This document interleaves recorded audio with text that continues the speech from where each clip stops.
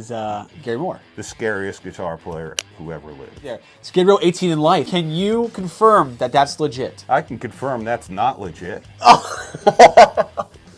And I have the ADA that we recorded with. I bought it from Michael Wagener when he retired. And that's the ADA that Vito Bratta used. It's the ADA that Nuno used. It's the ADA that we use, and everybody else that recorded with him. That came through Michael's studio. I got it.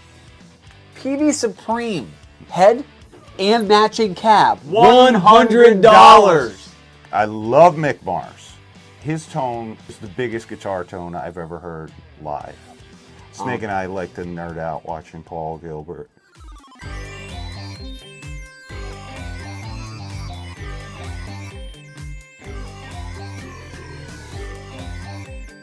All right, hey everybody, it's Derek over at the Masters of Shred Nashville Shred Den, and we're here for a new exclusive, it's gonna be truly shredsational episode of Pages in Time because we have a very special guest. And if you haven't noticed already, I'm gonna give him the proper introduction that he so rightly deserves. I am talking about the New York Shred Outlaw. Okay. It's New York, right? I'll take it, yeah. It was New Jersey. No, it's New York. You know, I actually... The band's from New Jersey. I had a debate about that. I'm from New York. Yes, that's right. I had a debate with people that actually said, well, you're wrong. He's from New Jersey. I said, are you sure about that? No, the band's from New Jersey. He's from New York, so I call him the New York Outlaw of Shred. The mighty, I like it. That's good? Mm-hmm. The mighty Scotti Hill of Skid Row is in the Nashville Shred Den. Yes, we are in the Nashville Shred Den. And shredalicious it is. Thank you. I worked very hard on this, and if you like wrestling, you're going to love this place, right? Yeah. Oh, yeah. It's just a lot of wrestling. I got to bring Snake up here. Yeah, we have to do that.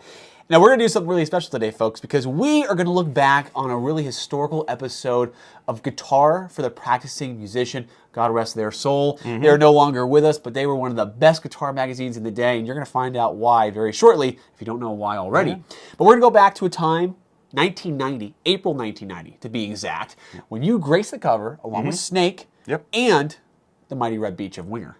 Okay? And now remember, just to paint the picture for you guys, this was 1 year after Skid Row already released their debut album, which had I Remember You, 18 in Life. I mean, we can go on and on. All these, it's 5 times platinum. Okay? And then what did Winger put out? They got out Winger 2 around this time, I believe, came out. Said Miles Away. Easy Come, Easy Go, all that kind of great stuff. So you guys are on this page. You're gracing the cover of Red Beach. We're going to go into it. You're going to revisit this for, what, the first time in how long? It's been a while. I mean, I have one of these in a box somewhere, but I haven't seen it in a long time. My son wears that denim jacket now. So you still have it? Yeah. No kidding. Yeah. That, it used to say Godsend on the back. That was the band that Rachel and I were in before Skid Row. That's my old Godsend denim jacket. Yeah. And you kept it all this time later? Oh, yeah, definitely. That's pretty awesome, dude. Doesn't Very fit cool. me. Oh, no. Very cool. Let's go hop right into it then.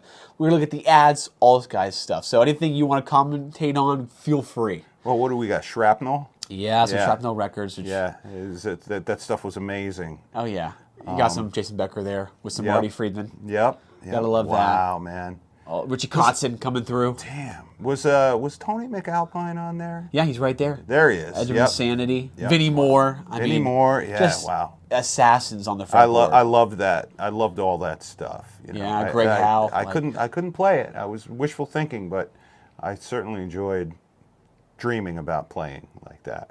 Yeah. Crazy ads though. Yeah. G&Ls. I never actually had a G&L. I never had one either. Yeah. They're interesting guitars. Yep. Different kind of taste. Oh, you got this. King's X Mr. Big and Winger. Oh. All sorts of crazy stuff there. Oh yeah. King's X, man. Jeez. What a great band. Yeah, yeah. We when Gretchen Goes to Nebraska came out, we were on Slave to the Grind tour and we listened to it nonstop.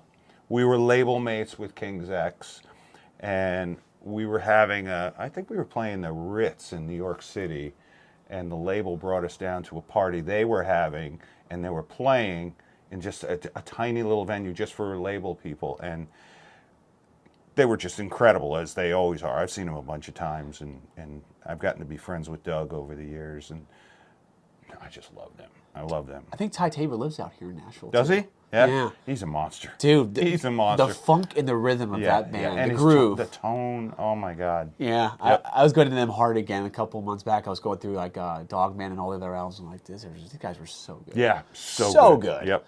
So good. Oh, here we go. Hey, Nuno. There's Nuno's Nuno. here. Yep. This is 1990, so I think this was right around when More Than Words came out with Porno Graffiti. So Okay, yep. he's ready to take it by storm, and they just gave him that Washburn, which we actually talked about in the interview. I think he said that they sent out a couple of guitars, and we talked about how he got the endorsement. Okay. And yeah. So that was before his model. I think it was. Yeah, because well, 1 year later, he had the Washburn Ad giving away the guitar. Okay, yeah. So, Yep.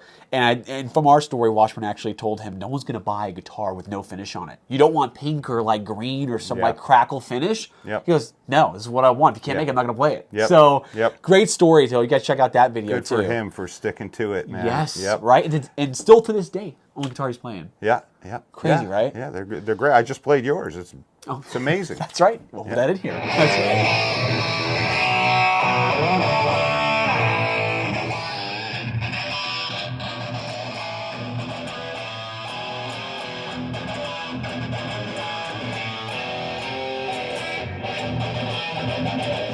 Yeah, I'm glad you like that. Because of Peter Frampton. Yep. That's Peter Frampton's. I remember listening to Frampton Comes Alive and listening to his solos and being like, what is he doing? So melodic. It was so good, tasteful. Legend. Mm-hmm. Legendary player. We go in here. Oh, here you go. The Red Beach giveaway or International Guitar Month? Maybe not. I think it is a giveaway. Some sort. I always wonder whoever wins this stuff. Yeah, I know, right? You know? Yeah. Like you find them today, if they still have the guitar, what that was. We got his Kramer on that one. That's the Kramer Imperial Pacer. Oh, really? Yes. I didn't know he was with Kramer. Yeah. Well, they need to re-release that guitar. Mm-hmm. And there's been a lot of rumors and circulating about that coming back. But when I told Reb about it on the cruise, I said, dude, Kramer would love to put that out with you. He goes, what are you talking about? I said, yeah, they reach out to you all the time. He goes, they never reached out to me. Well, I don't know, man. But that's what I hear. So, Getting lost in the telephone game. yes, exactly. They need to make that happen. But they get a little next month, little teaser Hall of Fame issue, guys. Yep. Dave Malmsteen, Yep. George Lynch. That's so great. At the time, I would have been Okay. losing my mind to have been in a magazine that actually had those names in there. That's crazy, huh? Especially that one. Really? Yeah. Right. Just anything to do with. I think Eddie Van Halen feels the same way too. He's a big Clapton fan as well. No, I'm not Jeff Oh, Beck. I thought you were talking about Cream. Oh, Cream. Yeah. No, Jeff No, Beck. I wasn't Beck. talking about Cream. Yeah. No, I wasn't talking about Cream. Yeah, No, I hear you. Clapton's great. Yeah, Yeah. of course. But Jeff Beck is the GOAT. Yeah, no, it's very true, dude. What he can do with a whammy bar? Yep. Oh my gosh. Yeah. Amazing. Okay. This Yeah. was just before. Yeah. I believe he got the diagnosis of KLS. Yep. So talk about him Yep. going on the road with David Lee Roth. Yep. Wow. How crazy is that, dude, right? I don't think I ever read this when it came out, so I wouldn't have been up on that. But that Carvin, what they became... The Bluey, right? Yeah, those are... What did they become, the company? Kiesel. Yeah. Yeah, they just changed the name. Yeah. They're still doing them. They got And the numbers. They're nice guitars, man. Dude. Really nice. My brother got nuts with this and got every single one of the signature models, and they put out one called the Yin Yang. It's a Yin Yang. Oh, Black really? and white, and the inlays are Yin Yang inlays. Oh, pearl. wow. And dude, it's phenomenal. Yeah, It they're- plays it. That guitar literally plays itself. Yeah.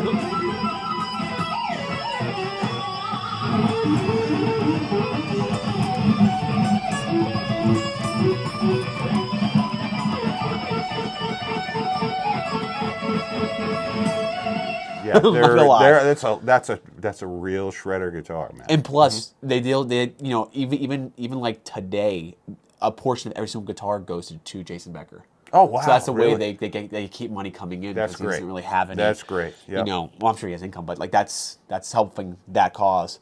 So it's never ending with that. But Paul Reed Smiths, which I guess were getting pretty big. I mean, you had Ted Nugent rocking it, and especially since then, right? It's a guitar. Yeah. Yep. Oh, who didn't love these? Any 12 cassettes or 8 CDs for yeah. a penny? Oh yeah. I Columbia know, House? I know. There it is, They Columbia show House. up on your doorstep, and you're like, oh man, how the fuck did that even work? You know? I don't understand. I do remember though. Like a lot of people won't remember this, but it was It was a thing. You send them a penny, and they send you a bunch of CDs. That I guess for this would have been. I mean, CDs were still fairly new at this time. I think you had to buy the first one or But something. look at the cassettes. you Right. know. I And remember cassettes sounded so bad, man. They were awful. And they're. I understand they made a comeback, but it just shows you, it's like You can sell people anything. Yeah. Cassettes do not sound good. Don't let anybody convince you. I'll never forget the $5 cassette bin at Walmart. When they used to have the DVD, the VHS, they had the $5 cassette bin. I would go buy Van Halen and Van Halen 2 on a cassette player. That's cool. And listen to it on the bus. Yep. Yeah. Cool thing about cassettes was you could do your own mixtapes. True. Very true. I think they came a comeback with Guardians of the Galaxy, right? Because that guy had a cassette tape. He popped in. Something like that. So, here we go. Okay, top 20 musicians ranked. This is music dealers. Music dealers. This is something that I wished I had. I can remember reading that Steve Stevens had one of these. I think this was the 8-track, right? That's what it is. Yeah, it's a. And or is it a 4-track? I don't know. But anyway, I had a Porta Studio, and we all did, and they were great, man. You had 4 tracks. And you recorded on cassette, and then you bounce 3 of them down the 1 track, and then you would get more tracks, and it was a very primitive way of recording. Right? Yeah. Wow. Well, listen, on a price tag of only $14.95. Yeah. That's a lot of money back then. So nice. Yeah. That wasn't cheap. Yep. Technology. I know. Amazing. More Look, they're still pawning it. Yeah. 2-page ad. Yep. Quarter page down. So actually, this is the one I had. No, it's That's not. not It didn't have a. No, it was a little less than. I don't know. I had a couple of them. Really? Yeah. What?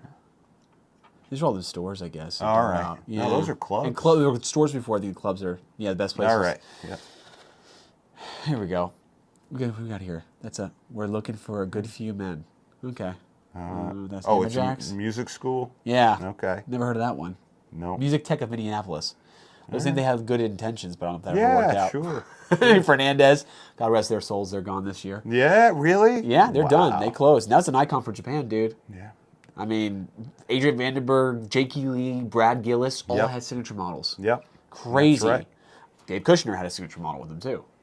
Revolver. Okay, we're good there. Make sure I got this thing. I have to pull it up. We're good. Here we go. Slate of the Hand. I don't know who that is. Guy Mann-Dude. You ever heard Guy Mann-Dude? Oh, yeah. I heard the name. Yeah. I posted a video of him a couple of years back. Wow. With a name like that, I don't know how I didn't have Masters of Shred earlier. Guy Mann-Dude. Guy Mann-Dude. He did a cover of someone's song. I can't remember. I think it was a classical song. But I always liked that Carvin. Yeah. I had a student. Hey, Jeff Parsons. Jeff had one of those in red. Yeah, the V220s. Yeah, I still keep in touch with him. When Snake and I worked at the music store way back when, we used to, teach kids how to play Kiss songs, and one of the guys, Jeff, had that. Wow, a little too complex. I feel like that guitar. I don't think it'd be overboard for that kind of. It's not a not It's a very technical guitar. Yeah. It's that virtuoso guitar, right? Yeah. And then you got over here the riff grip, which I still make to this day. I bought it at the mall at FYE. They had it when we had FYEs. Yeah. And I'm like, this will really help me play faster. Well, you know what else helps you make your hands strong and play? Practice.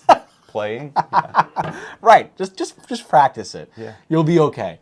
Master grip. I mean, what do you want to grip? I know it's like. I mean, guitar's kind of like a soft touch kind of thing. Yeah. So. Yeah. But they're still selling it today. Yeah. Well, good. Still there. Good.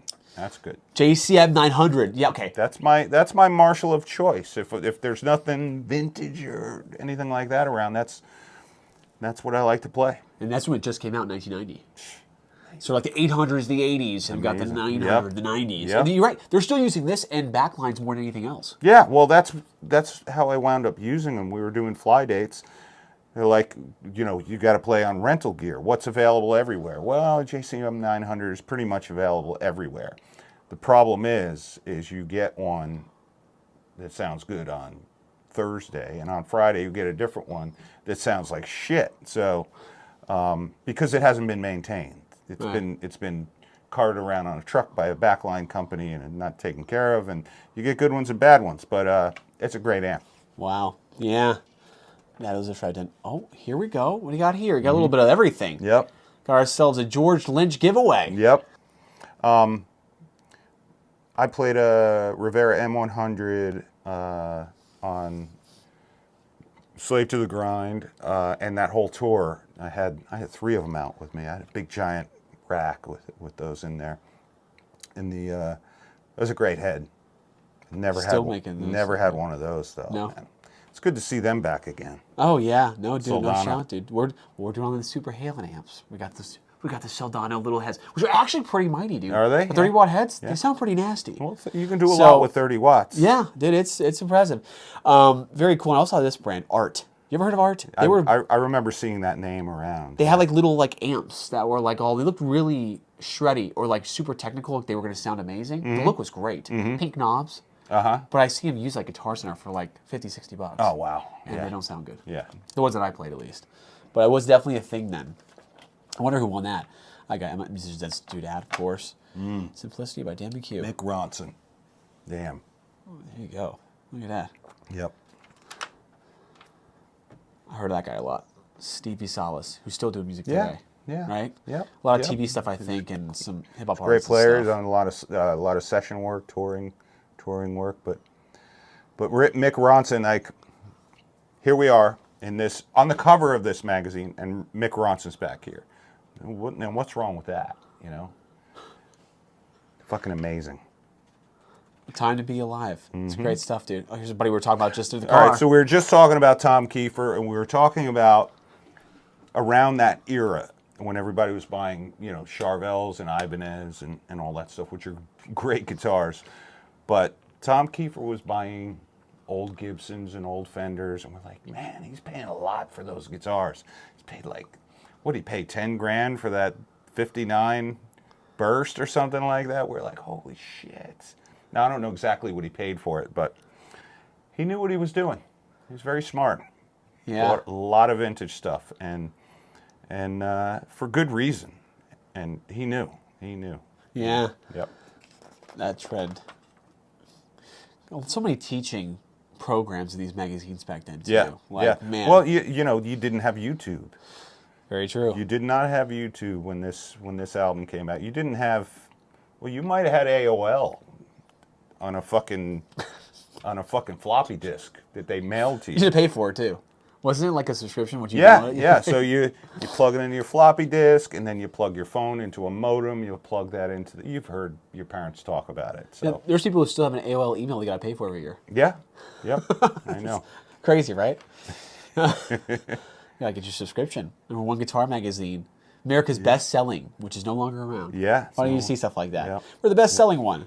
Here, look at this. Ross. Remember them? So Ross Effects, right? They made stomp boxes, and they're back again. I believe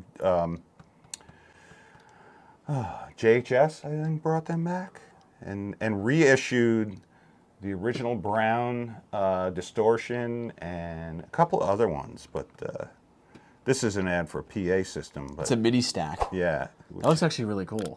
Yeah. What if you get a good deal on that now people know about it? What a great ad, too. Well, if there was a good deal to be found, you will find it. Oh, that is true. He will find it. That is true. Yep. That is very He's going to true. be on the look. But I'm talking about the stomp boxes. They made the stomp boxes, and they are back. Wow, that's a good ad, though. I like If you're into, like, It's not as PC today, though. I don't know if you could use that. I guess not. Okay. But, you know, neither am I, so I didn't even notice. You got a little David Bowie tablature in here. Yeah. What I like about this magazine, too, is they go and give you bass tabs, too. The bass lines, Yep. so you get that down. For When that they song. started putting tab in magazines, I was like, what is that? Right. What is it? Because you guys had to learn everything by ear. We did. We put the needle on a record player and let it play for a second, and then pick it up and try and find the notes, and, you know. A little more effort. Primitive. And then tab came out, and at that point, I was learning things faster listening to it than the tab. So, Wow. but Anything's possible when you. But work it's on really helpful because, you know, we learned a lot of stuff wrong. Yeah. Look at even back then, Warmouth. Yep. Man, great stuff. Amazing Still here today. amazing stuff. I love Warmouth. I built one about a year and a half ago. I built, you know, the mahogany style I play, mahogany body, maple neck, and their stuff is still top shelf. Really great stuff. This is not to be confused with the pickups that are right above it, those EMG Selects, because those are not top notch. By any means. I don't know anything about them. Only should be used as paperweights. Okay. Yep. Okay. Yep. Refrigerator magnets. Oh yes. Okay. Oh my gosh. Kramer used to put them in the lower end Kramers. Okay. Like these strikers and stuff. You see them come with that. I'm like, oh good lord, this thing is lifeless. I used to set up the strikers on the assembly line in Neptune, New Jersey. The strikers. You worked at Kramer? Yeah, briefly. Yeah, so they would send in the strikers from wherever they were making them at the time. Maybe I think they were coming in from Korea at the time. They would come in. They would need setups, and there would be a bunch of, out of work guitar players sitting there setting these things up. They'd have the cheap Floyds on them, and we do the intonation, little truss rod adjustment. So I got to ask you then, is the rumor true? Which I think has been proven a couple times, but it's good to have a source from the inside here. Mm-hmm. No guitar was really made there; they were just assembled there. They were all brought in from overseas, even the Americans, right? The American, I don't know because I didn't work in that area. I just worked in it was a factory. It was a factory, so you work in that part of the factory, you stay away from the rest of the factory. So I know we were getting stuff that was made in Neptune, but they bounced around a bit, so I don't know what was where. Remember ESP came in the picture and started doing all of their stuff. I don't even like know. everybody else. Wow, that's I never knew that though. Yep. That was cool. Briefly. I worked at Steinberger too. No kidding. Yeah, I worked there for about a year. Yeah. Wow. Yeah, I used to build the ones with the wooden bodies. Yeah. Yeah. Wow. I would get a bunch of parts and put them together, solder the pick guards, send them out into the world. Yeah. And now Gibson owns Steinberger. Yep. Yeah. Yep. It all comes back around. They were associated even back then. They were starting to have a relationship. When they started getting the wooden bodies, they were made at Gibson. Wow. Mm-hmm. Wow. Yeah. Got a little Joe Satriani, Guitar Secrets here. Yep. Guitar Secrets. Summer Workshop. Here we go. Join us in classes. Workshops with Zach Wylde, right? Yep. Yeah, he's already well established by that point. Mm-hmm. Vinny Moore, all those guys. They're still doing it today. But, you can count which guys you can still see doing that, which is Richie Kotzen. Yeah. I don't ever see him do a clinic or really much interviews. Yeah. So he's kind of got away from that stuff. But Zach, you still do. Yep. Frank and Bali and Vinny Moore. I think Zach enjoys doing that stuff. He's the only guy we never interviewed, really. Mm-hmm. That we would love to do an interview with. You guys would be perfect together. Oh yeah, we'd be talking over each other the entire time. You guys would be wrestling on the floor. There you go. The invitation is there. Skid Row 18 in life. Here's the effects. Really? Can you confirm that that's legit? I can confirm that's not legit. I never use a metal distortion pedal. Oh, you gotta be kidding me! No, metal distortion? Fuck no. No way. The only thing I've ever used like that would be TS-808, and in the early days, Boss OD1, I believe. But it says you recorded using ADA preamps and Marshalls. That's true. That's true. That is totally true. And I have the ADA that we recorded with. I bought it from Michael Wagener when he retired. Michael Wagener, the producer. Wow. And that's the ADA that Vito Bratta used. It's the ADA that Nuno used. It's the ADA that we use, and everybody else that recorded with him. That came through Michael's studio. I got it. Yep. Did you get a good deal on it? We were all about deals here. Yeah, he gave me a bro deal. All right. Yeah, he said bro. We love Michael's family. He's Skid Row family. Now, how much you want to sell that to me for? Talk about that later. Yeah, we'll talk about it. Yeah. You got some Randy Coven here too, which God rest his soul too. Great bass player. I think he was doing stuff with Phil X back in the day too. Oh, really? Yeah, he was in his band when he did solo stuff. I'm pretty sure on that. Damn. Interesting, right? Yep. Celebrate International Guitar Month. Can you celebrate that? What do they want? You're just getting books. You're getting tab books. Okay, tab books. Yeah. Yeah, see, like all that stuff, it's all out there for us to look at on YouTube now. It's true. Sam Ash, rest of their soul. Yep. They're gone too. That's where I bought that Charvel I was telling you about. I walked into Sam Ash in Paramus, felt that flat radius and that thin neck, and I was like, I want that. I put my credit card down. I had no business buying a $950 guitar at the time.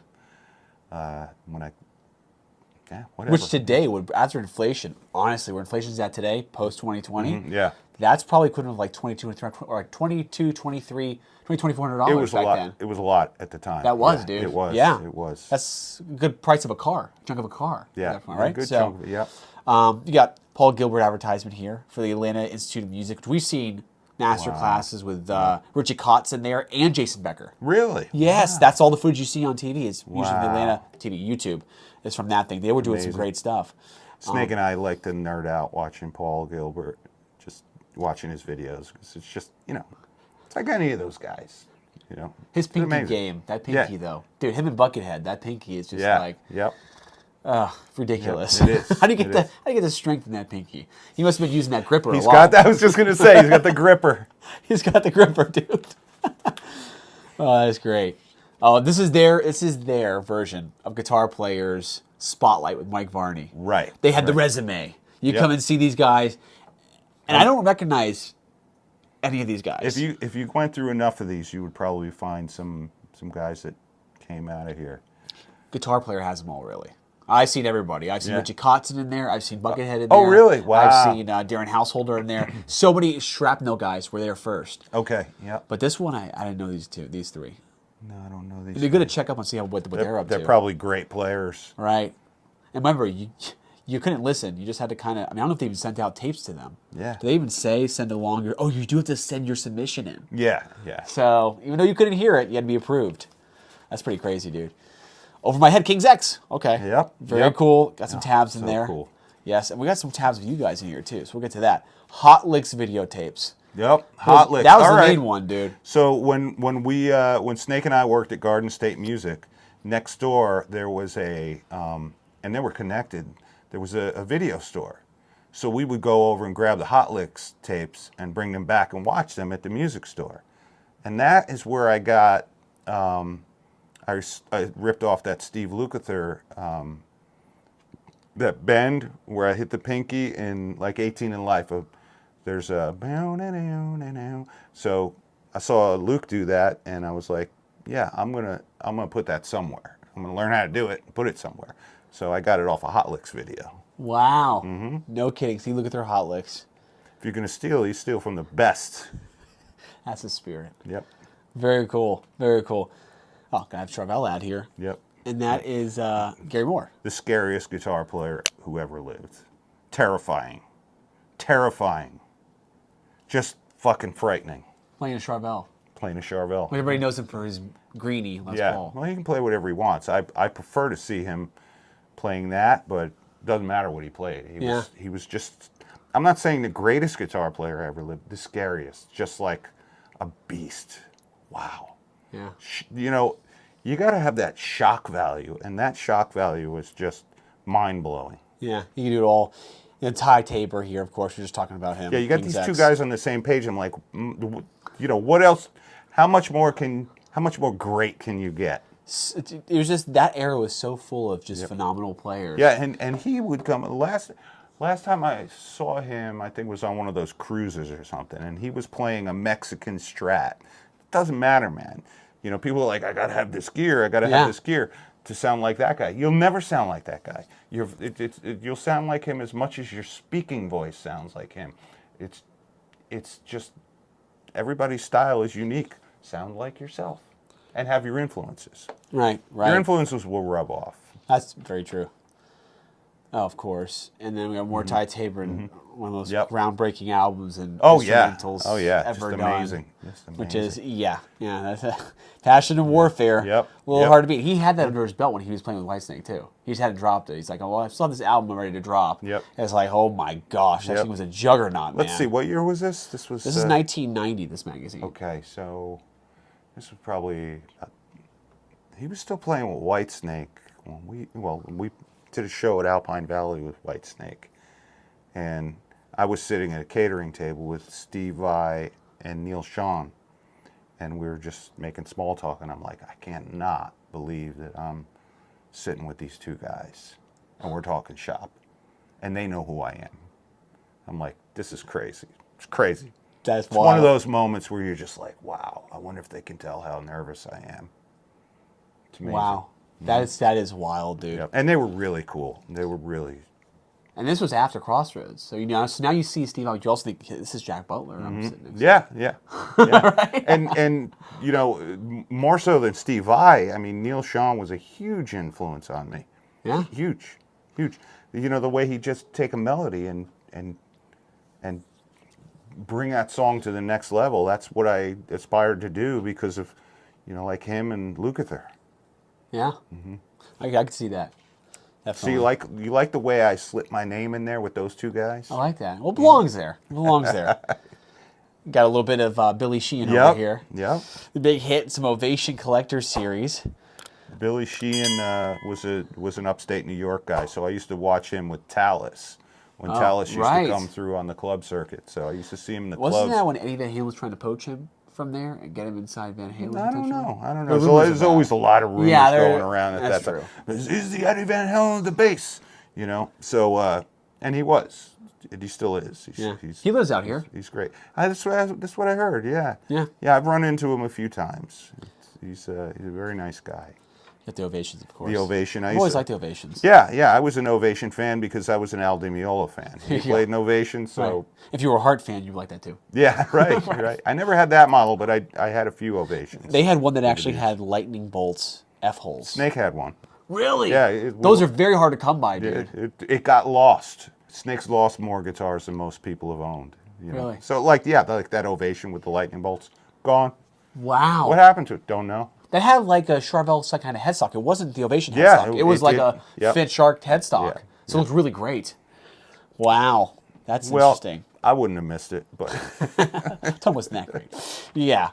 Let's see here. Using Kettner cabulator box. But Al Petrelli, he's a Long Island guy. Trans-Siberian Orchestra. Good guy, amazing player. Yep, sure was, Good guy. Yeah, you got a little Peavey Ad in there. So you got your Peavey cabs. Hey, you know what? Peavey, listen, if they were good for the Outlaws, good enough for Leonard Skinner, bring it on, man. We love our Peaveys. We got Peavey right here. The Peavey Supreme. Okay, I think it's early 2000s. Head and matching cab, $100. Let's try that again. Matching cab, $100. Yes, we like deals in the shred den. Yep. Understand, folks? Don't ask how, don't ask why, but it's a great amp, okay? Do you ever play 6505? Yes, fantastic. Great. Fantastic Great amps. We even have a Peavey Wiggy over here, the I know, Kiesel Zappa signature. I saw that. It's amazing. I never played through it, but I understand you can get AM, FM on that thing. Yeah. Everything mimics a car gauge. So it's literally nothing's labeled treble or anything. It's cool. Miles per hour. Oh, when it lights up, it's phenomenal. It's cool looking. I actually went to a place called Melody Music in Virginia, mom and pop store, and bought it because they had it in their back room in the factory box sealed. Wow. From Yeah. 2000. Never touched it. Looks brand new. So that was a 5-hour drive I had to do. Yeah. All right. Morley, Testament.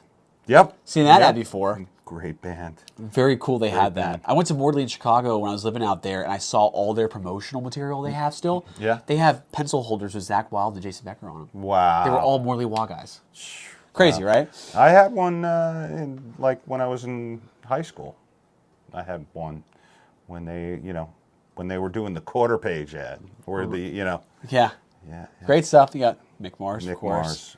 I love Mick Mars. Great player.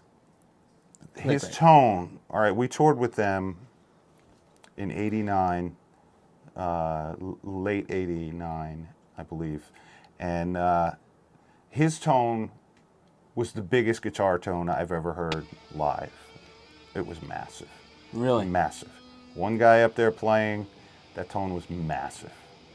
And he worked hard to get it that way. It was great. And he's a great guy too. Wow. He lives out here. They got to get a signature model Kramer for him. We need to see that Yeah. telly come back with the mirror on it. Yeah. Just do that already. Yeah. You know? Yep. Amazing. Super cool. Jerry Garcia. Yep. Now, you were telling me what a fan you are of him in the car.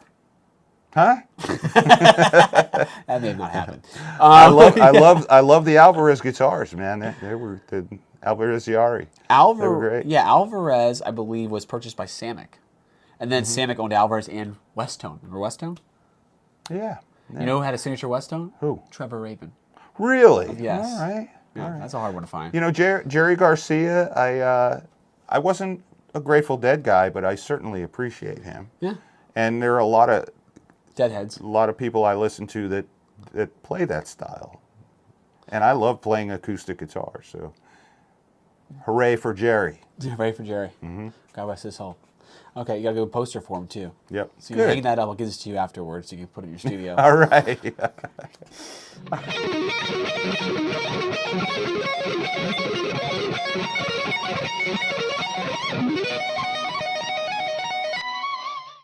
The ultimate addition to your shred den has arrived. Masters of Shred has teamed up with Sam Hill Customs to create the ultimate tribute to arguably one of the greatest rock bands to ever walk the planet with our limited edition Super Halen 1x12 Soldano amp. Each 1x12 cabinet and matching Soldano head housing is scientifically crafted with the highest grade materials to give you that monstrous tone that will light up the sky. Hand signed by Sam Hill himself, you can be confident that your Super Halen amplifier is 100% authentic and truly one of a kind. Hand draped in the pages of a vintage 1990 Van Halen comic book, no two Super Halen amps are the same.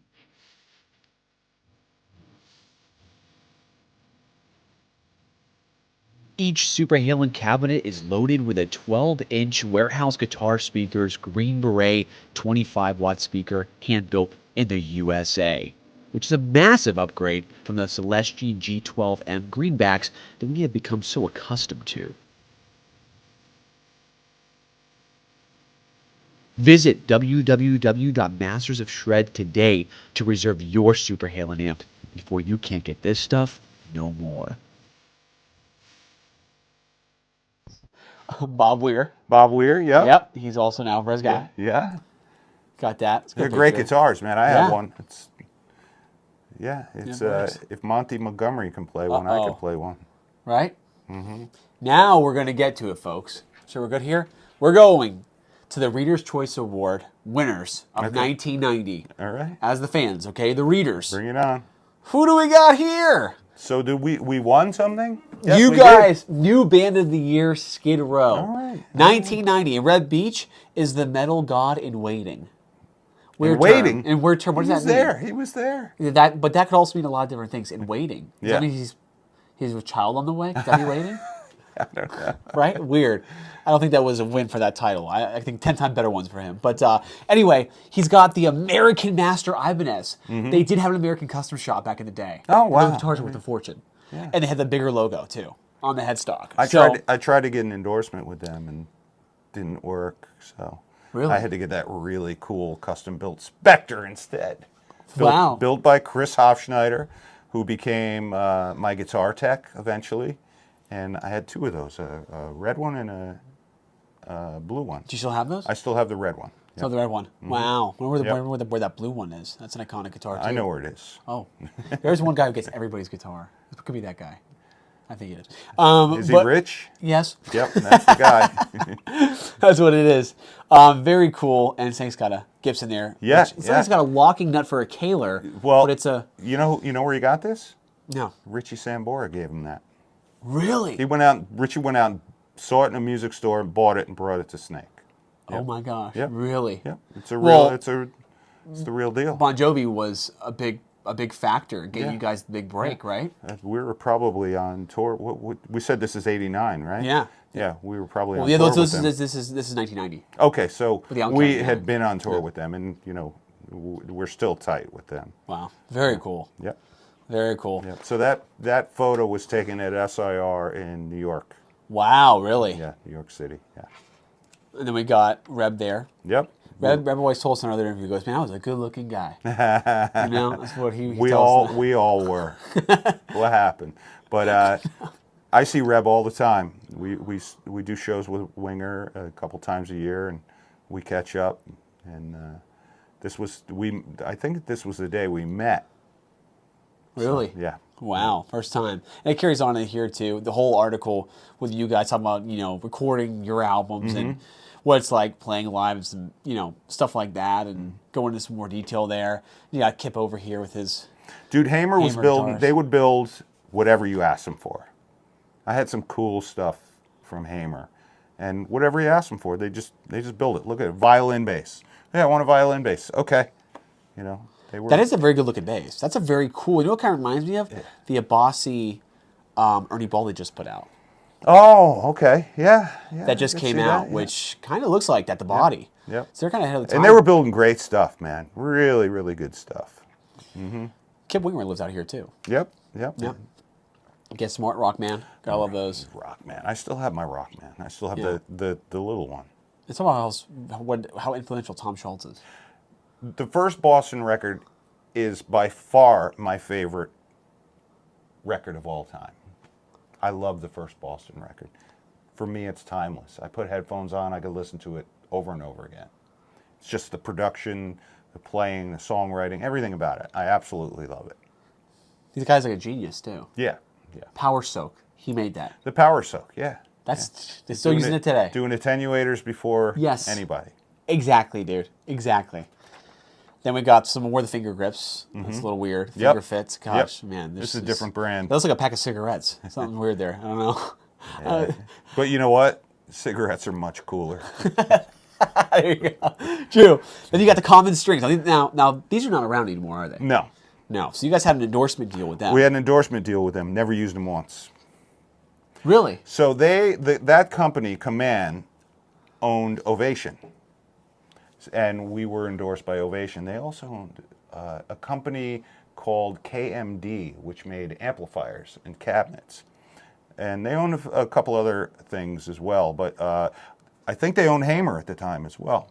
So we were getting ovations like crazy. And they're like, hey, can you do an ad for our strings? We're like, sure. I see, I see Snake has a Hamer right there. And so Yeah, do you. so do Both I. playing Hamers. Yep, and the green one, that's the big mystery, what happened to the green one. Really? Yeah. The last time I saw it, it was in 2 pieces on stage somewhere. At Alpine Valley, it was in a couple of pieces, and that was the last time I saw it. So, Wow. I like that Explorer with the reverse headstock he's got there. yeah, it's got a Sustainiac in it, too, in the neck Wow. position. So it was a Sustainiac? Yeah. Because all I remember was Fernandes doing that. I didn't know that Sustainiac go back that far. In the neck position. Well, it was a Sustainer. I don't know if it was a Probably Sustainiac. Fernandes Sustainer. Because Sustainer, I always thought Fernandes was first because he got in Steve Vai's guitar too around that time. Okay, yeah. Wow. Whatever it was, that was That's pretty the cool, Sustainer. dude. And I That's a think- great guitar. I think he still has it. Really? Mm-hmm. But he's lost more guitars than anybody. He's got that one still? Yeah, well, he probably doesn't know. Okay. Well, I had to see if I can get a deal on it. Yeah. Let's see. Here you go. You have to get in line because we bet. got a friend that's been waiting. For Is this that one guy again? He's really rich? No, Okay. this is different guy. Our buddy Scuba Steve. He's a Hamer collector, and Snake's been dangling that in front of him, just torturing him for years. Oh my that's how gosh. Snake rolls, man. Got Thoroughbred Music at Tampa. I've heard a lot about these guys. I've never been there, but I've heard of it. Yeah, I always like to get. I told you in the car. I love to see what there was on the wall back then. The only way I can see what was on a wall back then is to refer back to Wayne's World when he goes to the guitar store. Yeah, because yeah. you see the Yamaha Pacificas there. Maybe I see a Charvel. You see the Fender, which is still being back then was in a glass case. Yep. That like 61 Strat, right? But other than that, you don't see any footage of people doing guitar shopping. It's like, Yeah. what do you have to look back on? That's what I'm trying to fix now by going and doing these guitar store hunts to get what's on the wall so we can look back and say, oh, remember those guitars. Yeah. You know? Yeah. It's like when you showed me that Washburn before. The 820. You know, we worked at Garden State Music, and we were selling those 2 for 1. They were charging list price, but I've seen We had those them. ads. We I had saw it. them. Buy one, get one free. They were small print, though. I don't think it was good for Gibsons. It said like no, it was excluded just the Gibsons. Washburns. Just the It's the Washburns. Yep. 2 for 1. Yep. 2-fers. Oh, that's how you get it done. There we go. Some more basses, more your interview. Okay. I used to play the keyboard riff from that on my telly in the rhythm position. So you were talking are about, we you're talking? referring to, get a little about stuff like that, but I think it was more psyched to play when I got off. And I got off the first feeling like, oh, talking about big shows. But why did you say that in reference to? I don't know. Nervous about stuff like that. I don't know. Early gigs. know. Gigs. Yep. This is your Blue Jackson that's been stripped down. Yep. Talked about that. 18 in life. Is that accurate? I don't know.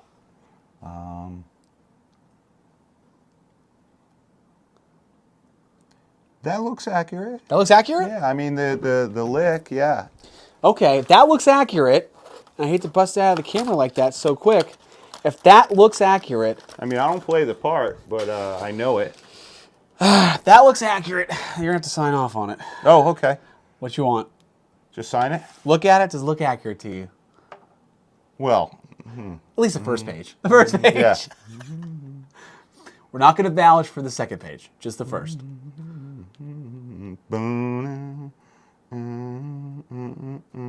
Yeah. That is. Yeah. Okay, first page. Okay, Yeah. checks out. All right, go for it. All right.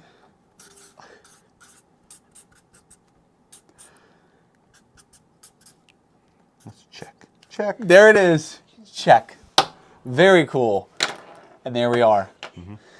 I have quite the Sharpie collection now because I can never figure out what color would look best. Yeah. On anything. I always go for the black. Black's a solid. So we approved that one. The rest, yeah, well, that takes some time consideration, but it's there. The solo is also very tricky. I think the solo is actually wrong. I'm sure it is. It just didn't. That seemed right. That does. I never trusted these things. Yeah, it's a little. You got bass lines too. Got rich parts in there too. I had it for a heartbreak. This is probably completely wrong because you had two crazy solos in that song. Oh yeah. And I bet I guarantee you that end solo is not even accurate in this book. Yep. I don't and see whoever that. transcribed it couldn't go to YouTube and find somebody that. I know. Exactly. They got a little Grateful Dead in here, some trucking. Here's a great thing about YouTube. We have a song called "Living on a Chain Gang," and there's a part in the solo's split in half, and I play the second half, and there's a part in there. It's kind of like a hammer-on pull-off thing, very quick. And I saw a kid, probably 16, 17, this is a while ago, on YouTube play it, and he used open strings. And I was going across the 3rd fret, and he was pulling open strings, and I changed the way I did it. I play it his way now. Really? Yeah, I mean, I can't go back and redo the record, but I play it the way I saw a guy on YouTube do it. I changed how I did it. No kidding. Yeah, it's wow. better. It's better. That's wild, huh? This day and age. I got to find that video. Oh. Now look at these guys. Right? Yep. Yeah, you got a little bit of war in action. They'd always had a great. Now, what's this movie called again? It's Hot Shots. Is that what it's called, or what's it called? Slapshot. Slapshot. Slapshot. It's a great movie. Yep. And these guys we've been dear friends with them since before this, and Also, some crazy guitars they've had. Yeah. Dude, those BC Richards and Ibanez they've had are insane. Yeah, and they still got really cool guitars. They really do. You know? Yes. And yes. I think GMP makes their guitars now, right? Yeah. They made all the Zach Wylde early. Yep. And these guys, they're just. I love them. They're great. Great dudes. Yep. Very cool guitar. The Trojan guitar. Yeah. The Vester. Oh, Vester. What is Poor that? man Charvel. Yeah. Yeah. I had the opportunity to get a Vester, and it was a hollow body with lightning bolt F holes, but it was set up with a center block. And it has it looked very cool. Yeah, the body looked really good. But I said to myself, at the end of the day, it's still a Vester. And I don't know what I feel about that. That's a deal breaker right there. That's an ugly headstock. Yeah. Yeah. You know who's got the best pointy headstock? My favorite pointy headstock, ESP. Really? They have the best pointy headstock. I love the best banana. Well, Kramer, of course. Right. Yeah. ESP had a good one too, though. But they all copied Kramer. Yeah. Yes. Yeah. Who copied Gibson? The Explorer. Oh, right. Exactly. You're right. That's exactly right, dude. Yeah. Very true. Sound Connection 90s new workshop courses. Oh, so many of these things, dude. And your interview is still going on here, by the way. Damn, what are we fucking babbling about? All I see is Tube Screamer. Every guitar interview with either Snake or I, you will see the word Tube Screamer in there somewhere. Well, here we go. We're talking about guitars here. Snake says, I have one of those. There's a Roland SD, but I have one too, you said. But then Snake comes in. I've been talking. There's your Chris. That's your builder, right? Chris Hofschneider. Oh, yeah. Builds guitars for me and Scotti. He used to work for Kramer. Then Scotti stole him from Kramer, and he works at Scotti's Guitar Tech right now. He built your guitars. Then Rev said he also built Rev's blue Kramer that was on the cover of that guitar magazine. Yeah, well, he did all the custom shop stuff. Wow. He was the custom shop guy over there. Yeah, look at that. And I was in there one day, and I really liked him, and I was like, "Do you want to go on tour?" He's like, "All right, yeah, sure, let's do it." Yeah. Wow, that's pretty good. Maxima gold strings. I don't think I've ever heard of them anymore. 20 karat gold, 24 karat. all right." Yeah. Duncan. Remember some Duncan made amps? Yeah. We had for the first record, we were using a tube preamp, Seymour Duncan tube preamp that it's the only one I've ever seen. Really? Yep. Yeah. Vic Trigger. I don't know who that is. Don't know. I like the Musicians Institute. And I like the back issues. I always wanted for you to call them on the number now. What happened if you sent your money there? Someone's house, like, what the hell? You get out of here. Yeah. Stop calling and asking about these things. That's a badass looking guitar, man. That really is. Really I've seen a couple of those. They pop up. had a good headstock. It's not like a pointy headstock, but it's a good headstock. Yeah, the intent was there. Is that the Californian? No, I'm not sure. The Centura. Yeah, I had the Californian. Downsized body construction. Which could be, well, remember, Nuno's guitar was shaved. His Washburn was a shaved body. He wanted smaller. So maybe smaller bodies were coming in at that point. Yeah, the Dinky was popular. Yes, yeah. Got a little Carvin stuff in there. Yep. Oh, yeah. What makes a difference? It's more guitar schools. Yep. Again, just the enthusiasm to learn, to be educated was so high in these magazines. It was ridiculous. Yep. Everyone was racing to get better and better than the next, it seems. But as soon as we got the internet and YouTube and all that information, the progression just went crazy. You know, when you see 7-year-old kids playing just ridiculous clean speed arpeggios and things like that. Well, that's the thing too, dude. And your generation, it wasn't just being super talented. You had to make it. You had to get a break. Oh yeah, You have these people now, today, your break comes on your own watch. You can do it online and put yourself out there and you'll be seen. How many great players probably never got noticed in the 80s? They may have had a horrible look or something, never got there. It was just criminal. It's criminal. Like Snake and I say it all the time. You know, we know guys that didn't make it out who were great, just great, amazing players that never got what they deserved. And it's just the age-old thing, man. And people listen with their eyes and just and being in the right place at the right time, or having a look, or that guy's got fucked up teeth or whatever. It's terrible. It's terrible, man. Yeah, it's not the case anymore, though. I don't think as much as it was. Not as much. No. No, right? No. And plus, everybody's out there with their own presence, and if they're good, people will find them. Yeah, exactly. You got a lot more reach now. Everyone has a platform. Everyone has a voice. Yeah. Never heard of Morse Guitars. No. They got the back page in here, so I don't know if they were doing some good stuff there. Michael Lee Firkins, of course. The Pacificas were stellar. Yep. Those guitars were just monsters, man.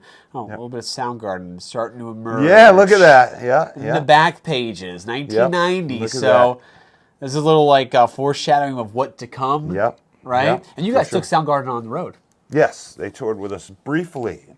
And there was, Pantera was out opening for us, and they had to go to Japan, so Soundgarden came in and filled in for them for a few weeks. So we got to hang with those guys.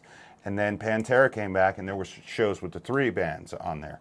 And that was really cool. Right? That was really cool. I guess got the stories from that stuff, dude. Oh my gosh, legends. Oh, love that ad. Such a great ad, dude. Yeah, man. Class of '89, most likely to succeed. Yep. Jason Becker, Paul Gilbert, Vito Bratta, Marty Friedman, Kirk Hammett, and Jamie Glazer. Is that right? Jamie Glazer. I don't know much. I'm not sure. So we actually took this and turned it into a shirt.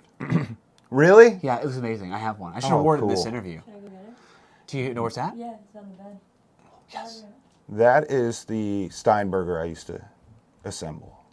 I might have made that. I might have assembled Those are that one. worth the most money, dude. Yeah, I was going to buy Michael Wagener's, but it was out of my range. But and not enough people talk about Vito Bratta. You want to hear melodic, you want to hear two-handed, you want to hear technique and cleanliness and taste. Vito is your guy. Go listen to those White Lion records. He was fantastic. It's true. Vito Bratta, dude. Like those solos, Zach Wylde said he was his favorite tapper. Yeah, in interviews when he's like, classy, by far. just classy, man. It's like he was like tap dancing on the fretboard, like a glass floor. Just amazing, dude. Yep. Yeah, I couldn't agree with you more. We're still waiting for him to come out. Guitar World did an interview with him actually recently. So. Oh, cool. I didn't know that. Yeah. So he's got the demand, dude. So that's the sound of the first Skid Row record right there. Really? Everybody asks. Yeah. That's what it is, and that's the one that you bought. That's the one I have. That's one that Nuno used. Yep. Now you That's also the one Vito used. Now, what Yep. album did you use this on the first album? First album. But you said you used a Seymour Duncan preamp. We had a lot it of was there. stuff, but there was, there's a lot of layering going on. And you also, for Slave to the Grind, you did that at New River Studios in Fort Lauderdale, Yep. right? Yep. Do you know it's also where Extreme did 3 sides to every story? Yes, I believe I did. Yeah, I think I did know that. They had an MTV special there. Did they do that with Michael Wagener? Because I know they did Porno Graffiti with Michael Wagener. But I have to double check on that. that's probably how they found it. I don't know, but That place is long gone now. yeah, I know. It was a cool scene though, there, right? It was like, yeah.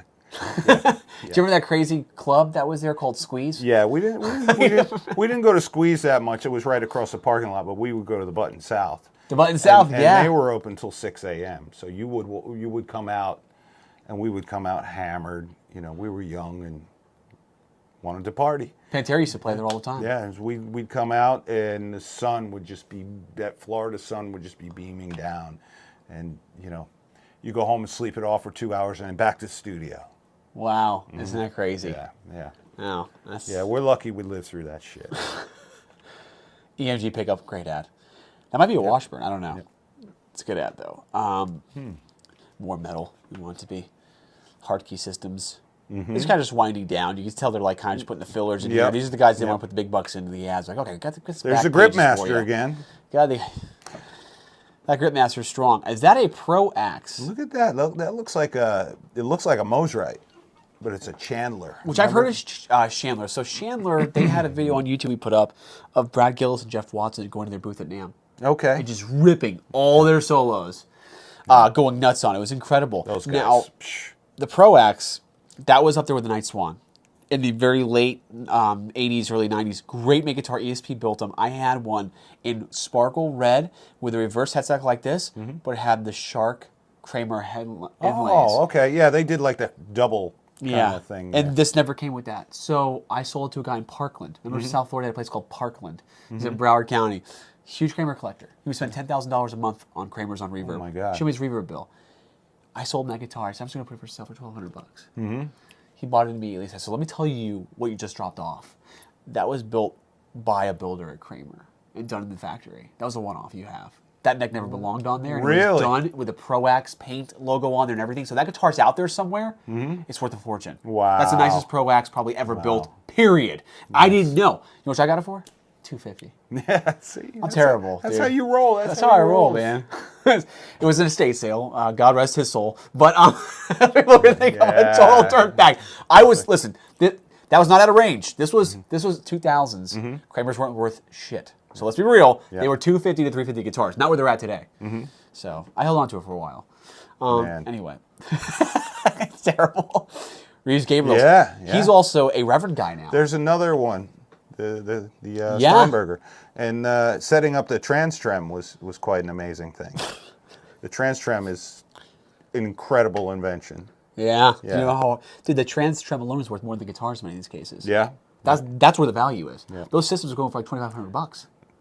They're worth it if you get your use out of it. 3 tunings. Well, if you're gonna play Fire in the Hole every night, by Van Halen, that makes sense too. Yeah. You know? Yep. 3 different tunings. It's incredible though. Yep. Yeah. Gotta bring that back. Another Carvin Ad here. Summer Nights too. Yes. Yep. Yeah, Carvin was all over these. Stinger. Stinger. Martin. I had a Stinger. Oh, really? Les Paul. Aldo Nova style with the Explorer headstock. Wow. I just sold it, and I kind of already regret it. The one person who bought it was the only guy in the world who heard about a Stinger Les Paul by Martin. Wow. And he knew about it. He goes, "This is the cleanest one I've ever seen in my life." Never. And, dude, I'm gonna be real with you. It sounded better than all my Les Pauls. Wow. It was crazy. Wow. Crazy. This line did so good for Martin, they had to build a new factory for it. Really? 6,000 square foot facility just to house their Stinger line. Where do you get this info? It's crazy. Too much time. Well, it's out there. It's out there. Yep. Got to do your research. Yep. But it's true. Another ad here for Kramer too with Al Petrelli. Yep. But you guys had a Kramer ad too, which was when you did that festival. Yeah. For beer. Moscow Music Peace Festival. For alcohol, and they were like, we're like fighting the cause. Everyone was. we were all fucked up. Yep. The picture was great though. It was a hell of a party, man. We were over there for 5 days. We did 2 shows at that stadium, and we were tearing it up hard because that's all we did in those days. Yeah. Tour and party. And that's it. That is the issue. We were your choice, band of the year, Skid Row. Fucking killer, dude. Look, you guys. Really cool. Thank you for doing this, by the way. Really This is cool. awesome. Yep. If you guys enjoyed this, do us a favor. Subscribe to the channel. Subscribe to Masters of Shred. Shred that notification bell. Show us you care. Check out our merch. Check out our Super Halen amps. Check out all that stuff. We got some really cool ways to support the page and add some cool shit to your Shred Den. Right. Now, before that, where can we follow you at? You can follow me on Instagram, Scotty Hill. Follow Scotty Hill. That's Scotty Hill. Yep. Follow Skid Row. Yep. Follow Skid Row. We have our live record just came out, and it's really awesome. We recorded it in London, Skid Row Live in London. Check it out. It's amazing. Yep. We're fortunate enough. Thank you again for inviting us to the listening party out here Yeah, in Nashville. Phenomenal album. So check that out for sure. And make sure you follow us at Masters of Shred. And of course, Mr. Shred Official, my personal one. And stay tuned for some more pages in time, like this one. Yep. There it is. Hey everybody, thank you so much for watching this video. It means the world to us. If you don't already, make sure to subscribe to the channel, show us you care, hit that notification bell so you don't miss out on more exclusive content that we are working very hard to bring to you. And of course, I gotta mention something else. If you haven't already checked out our exclusive, limited 250 Super Halen Soldano amplifiers, you don't know what you're missing. It is the perfect addition to anyone's shred den. And look, we even have a cabinet right here too. So if you want to go with just the cab, without the head, these things are just monstrous tone, folks. Very, very cool pieces. They are playable, shreddable art. So thank you again for watching. Oh, and if you're asking, yes, this is a ADA shirt. It is our exclusive tribute to that. It's the 1989 class, which has some of the greatest shredders in the world. Really shred legends, guitar legends. If you want to check that out as well, make sure you head over to mastersofshred.com. We have a limited batch of those. So if you want to rock one as well, you can shop it over there and show your support for Masters of Shred. So thank you again for watching this video. It means the world to us. Stay tuned for some more exclusive content and make sure to follow us on Instagram.